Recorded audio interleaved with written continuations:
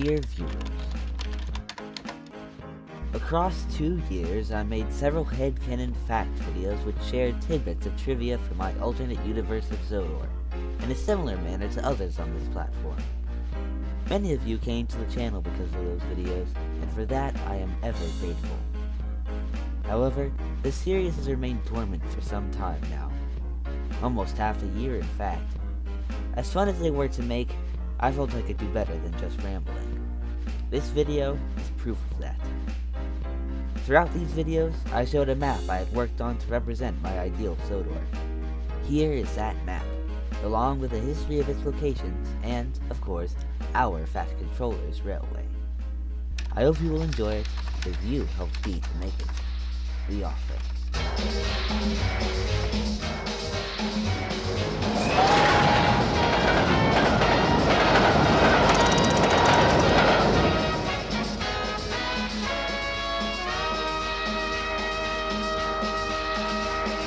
We're back, baby! Throughout this short series of videos, we'll take a look at my ideal island of Sodor, through the lens of the railways. Starting with the Mainline, we'll take a tour of this extensive network, from the harbor of Knapford to the peak of Coldy Fell. To top it all off, here alongside me on this journey is my good friend, Dino Works. Hello! Let's climb aboard the Wild Nor'Wester and get to it.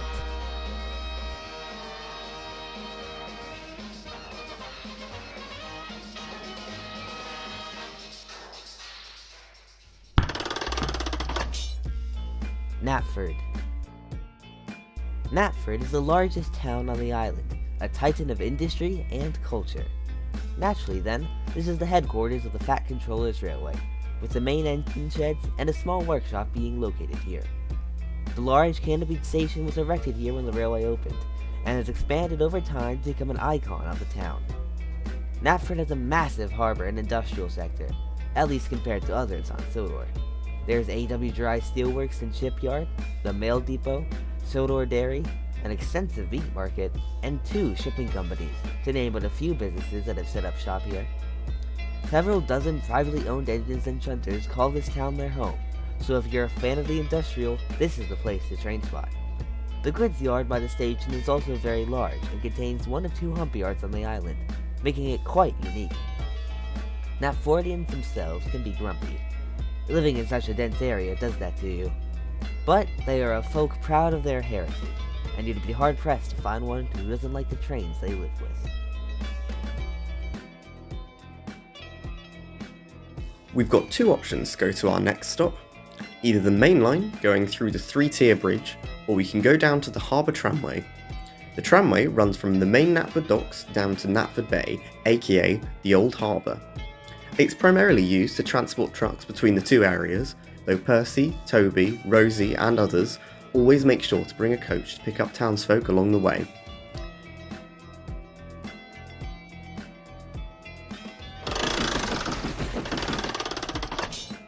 Knapford Bay. Knapford Bay is one of the newer stations on the main line, being constructed during the 1954 Harbour Renewal Project. It consists of 2 levels. The upper level is mainly a request stop for mainline trains, however some tourist services will stop here regularly. The lower level is primarily used as a goods station. After all, it is in the harbour mouth. Though, akin to the mainline platforms, tourist trains to the branch line will terminate here, and a light service for dock workers and the like stops here and continues down the tramway.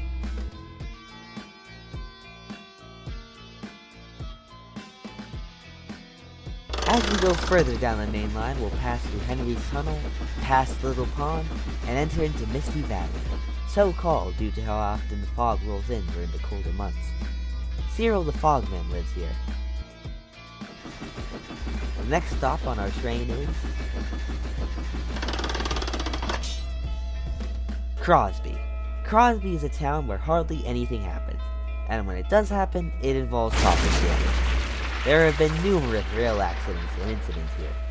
For example, the stoning of Henry's coaches, Edward's train being charged at by cows, Duck's close shave, and Gordon destroying a truck. The station here was built by the Wellsworth and Suddery, and has remained mostly unchanged since, apart from the expansion of the goods yard and the replacement of the crossing gates after Toad destroyed them. The town itself is pleasant enough, with lovely beaches that are frequented by both tourists and locals alike. Let's talk about the loop line some more, shall we? We'll swing a left at Crosby Junction, and after a trek through the open countryside, we'll enter Ellsbridge. Ellsbridge is the junction for Thomas's branch line, and is thus usually quite busy. It has a large goods yard for trains for the branch that aren't going to the harbor, and a lovely 4-platform station, which is no doubt iconic. Ellsbridge was at one point a substantial harbor town. However, its wharf has been made redundant by the ones at Knapford. Thankfully, in its place blossomed the growing tourism industry, with various canal boat companies and 2 museums, including one of transport. St. Pedrock's Dairy is still here, and you simply must try the local milkshakes. They are delectable.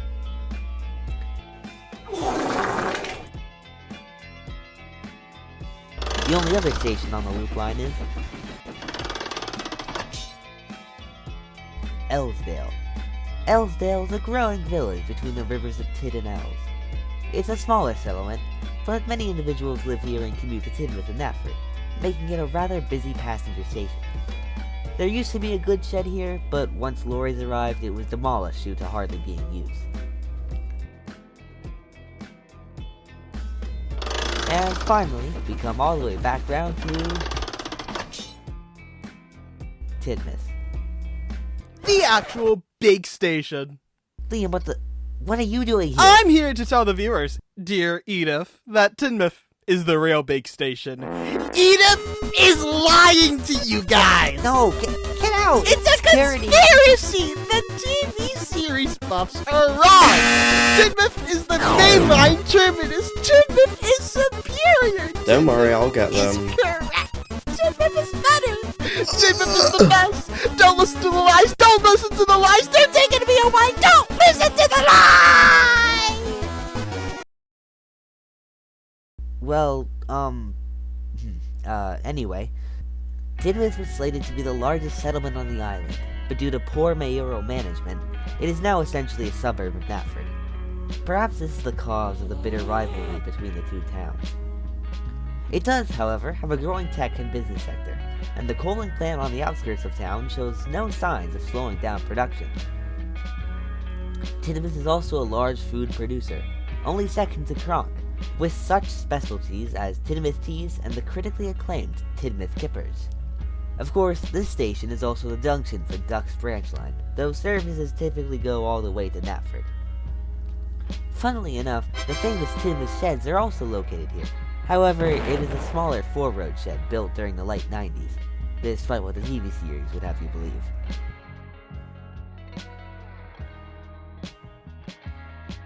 Now, most trains will go down the main line and arrive at Knapford once more, but we shall go down the other loop line, or rather, the coastal run. Given how many services run between Tidmouth and Knapford, the coastal run is utilised as a secondary mainline route when traffic is busy. Additionally, tourist trains and the loop line locals will frequent this section.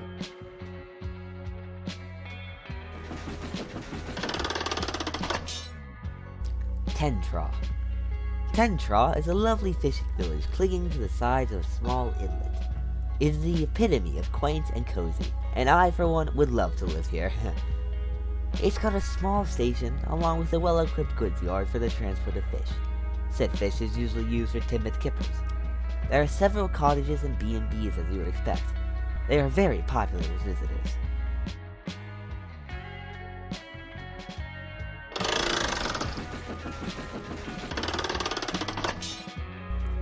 Knapford Beach. The other station on this loop is Knapford Beach, a small halt intended to serve those who live on the outskirts of Knapford, and of course the beach. It is in the name. As you'd expect, it gets the most use in the summer, though locals will use the station quite frequently.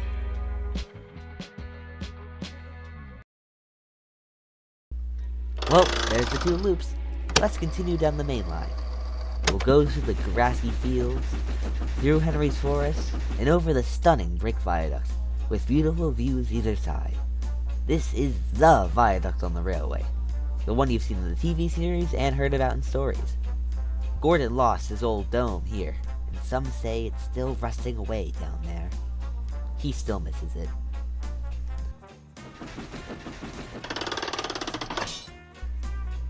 Wellsworth. Wellsworth is a bustling seaside town with an expansive tourism industry and, of course, a railway station. Edwards Station. The station has a sizable yard for traffic from the clay pits, the flour mill, the scrapyard, and various other cargo coming from the branch line. There is also a coaching shed, a cattle dock, a coal merchant, and of course, an engine shed. Typically, Whiff and Kitchener will sleep here, though it could be used by anyone running the early morning services. Wellsworth Station is also home to several cats. The current assistant station master, Tabs, makes sure his feline companions are well taken care of.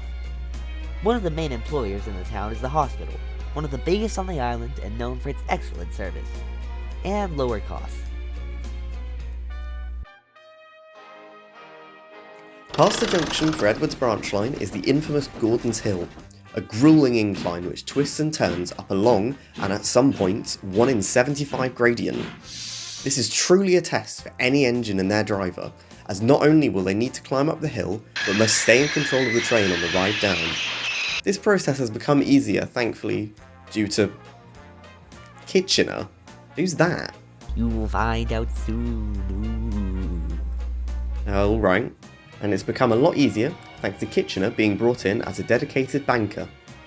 The Marin side is less steep, but runaways, like James's and Thomas's, have still occurred on this half of the hill. Said runaways are much less common nowadays thanks to continuous braking being fitted to freight stock, but an inexperienced crew and engine are still little more than gravity's plaything.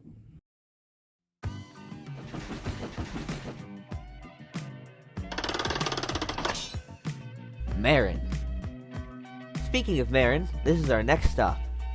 It is a sizable village situated in a valley, and has a sizable station to match.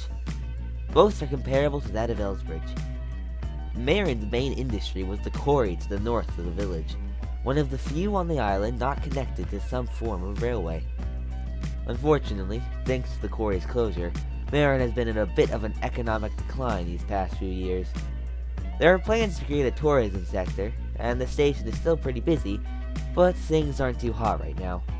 House prices are cheaper than ever, though.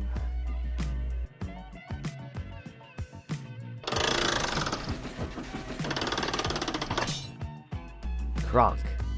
After flying over a long viaduct, we'll enter the town of Kronk. It may not be the biggest on the island, but is certainly the most popular, being the cultural epicenter of the island. I know by now it's been hammered in that the island's main industry is tourism, but seriously, if you visit Sodor, Kronk is the place to stay. Various local companies offer packaged holiday deals, and there are all sorts of hotels for you to stay at, ranging from your typical Holiday Inn to the historic and luxurious The Falcon. The other thing the town is known for is its ales. There is a maltsters and 3 breweries located here, along with plenty of pubs and bars. The station is the midpoint of the Northwestern Railway's main line, and also a junction for the Peel-Godrich branch line. The goods yard is not that big, as most goods are exchanged at Kildane, but it is used regularly. The other mail depot on the island is located here.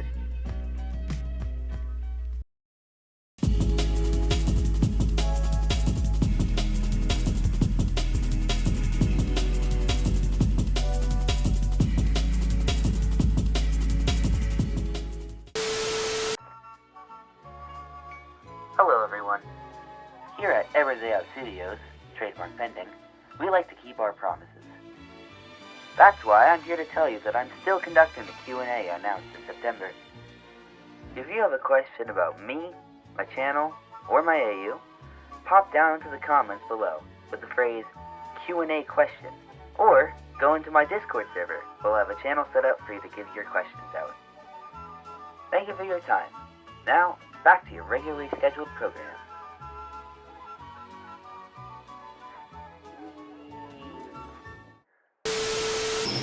It's all new Thomas at Action Canyon.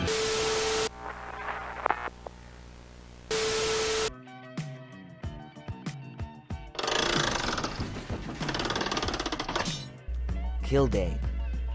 Just a few miles from Kronk is Kildane, though it's hard to see a clear border between the two settlements nowadays. You can always tell when you've entered Kildane thanks to the deafening sound of machinery emanating from the town's heart. This is the industrial center of the island. All sorts of things are produced here, from bricks to tractors. The list of companies and manufacturers based in Kildane goes on for ages, but ones of note are Sodor Fuel and the Ballast Processing Plant. Aluminum, steel, and other metals are left here from Pilgodred and taken to the mainland. These two factors necessitate the use of a goods yard only second to that of Knapford and Vickerstown, with a fleet of 3 shunters and dozens upon dozens of sidings. Kildane isn't exactly the prettiest place to live, but the inhabitants are proud of their work, and there are still some sights worth seeing. Just don't look at the standing stones for too long.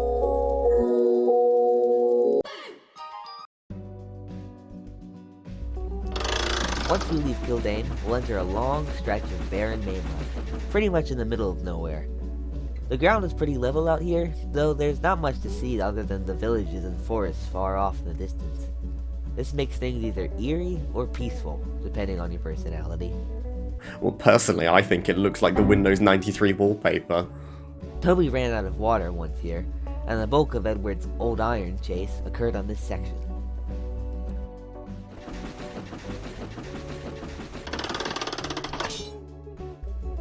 Balladrin. The next stop is Balladrin, a smaller station which serves not only the village it's named after, but other smaller settlements in the area. It's the only mainline station with only 2 staff members, those being the signalman and the station master. Despite its small stature, it's still regularly served by mainline locals, much to the chagrin of engines and crews. You see, a few yards out of the station on the eastern side is the Balladrin Incline, which, while not as big as, say, Gordon's Hill, is still a challenge to climb when starting off. For this reason, it is the least liked station on the main line by NWR staff. Along with the Balladrin Incline, outside of the station is Balladrin Forest. Logging operations began here a long time ago, and have continued into the present day. Balladrin Logging owns 3 locomotives, a tank engine, an American imported Shay, for some reason, and a diesel. The company is very sustainable, and the trees are always being replanted.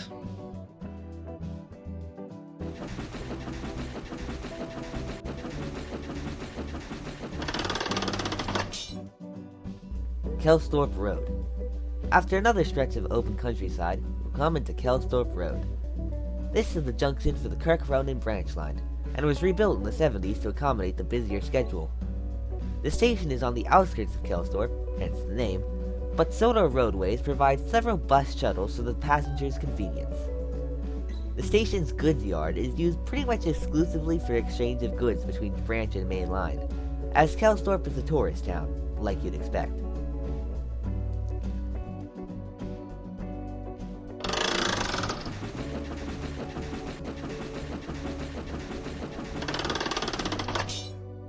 Crovan's Gate. Swinging up north, we'll travel through a deep cutting, with the walls of earth so tall they block out the sun in the evenings. This is the approach to Crovan's Gate, a town ingrained in the island's medieval history. Nowadays, though, this area is associated with engineering and technological prowess. Sodor's largest, and only, university is located here, as is the Works, the railway's main workshops. Originally its own company, Crovan's Gate Works has grown in size and capacity to the point where it regularly produces and overhauls its own engines on an impressive scale. The maintenance engines have their own shed here, as do, of course, the Skarloey lot. We'll talk more about them later in the series. The station was built in the Sodor and mainland days, but has since been refurbished with a cool glass canopy. There are 4 platforms, 2 for the main line and 2 for transfer to the narrow gauge railway.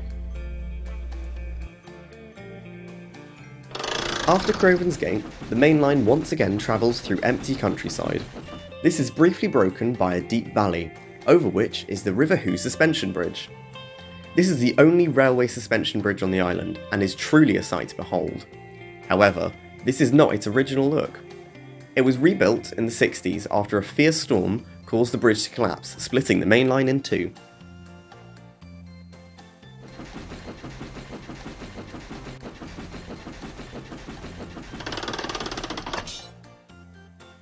Bluebell Junction.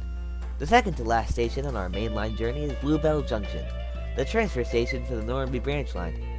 It isn't a very large station, as there are only small hamlets in this area, but it is no less busy. Normandy is very popular with vacationers, and fresh fish and other goods from the branch are picked up by mainline trains here. We'll visit the Normandy line too later in the series. Just outside Bluebell Junction is a long tunnel, divided in two by a short cutting. At one point, our dear Wilbert Audrey believed this to be Henry's tunnel, and the illustrators used reference photos of it for the book. This has since been corrected, making the case of Henry's tunnel one of the few times the TV series fixed an RWS mistake.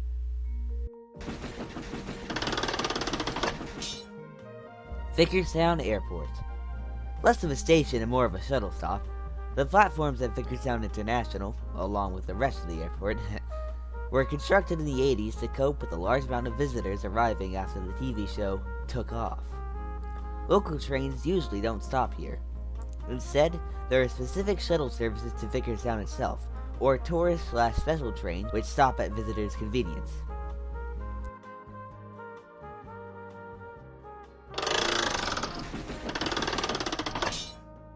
Vickerstown Station. Vickerstown is the second to largest town on the island, only second to Natford. Its station matches said status, being on a viaduct above the town with an amazing glass canopy. The lower level has a platform for the trams, which run beneath the viaduct. The goods yard has been largely rebuilt into a hump yard, run by Max and Ruby, while the harbor has remained unchanged apart from the container yard. There is also a large engine shed for mainline engines, shunters, Kiel-Nye-Foss locos, and visitors alike. Speaking of the Kiel-Nye-Foss branch, this is the junction for said line, with the DMU platform being constructed in the 90s here. One last thing worth mentioning is that there's a transport museum located outside the goods yard, filled with primarily old trams. Every year, the old steam and electric trams will parade through the city to the delight of the townsfolk.